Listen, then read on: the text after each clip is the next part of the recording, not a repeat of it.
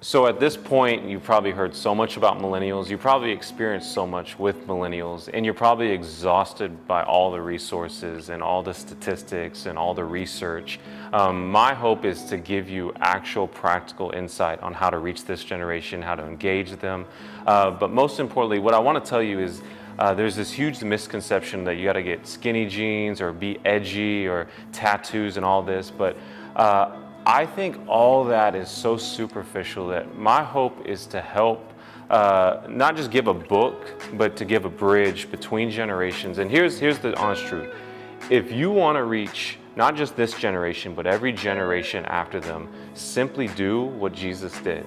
Simply make his last words your first priority, and that is disciple someone. Don't just criticize the next generation, disciple them. And so, in my opinion, we don't actually have a millennial problem. We have a discipleship problem. Most people I know are not discipling anyone. They would consider themselves a disciple of Jesus Christ, even though they're not discipling anyone like Jesus Christ.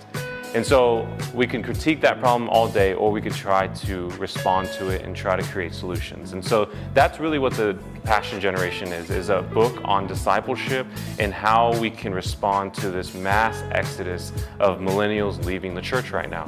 The reality is too, though, I didn't write a book for millennials. I'm 28 years old and I wrote a book for people that are not in my generation because you are necessary in this whole equation. I can't encourage and get my generation passionate.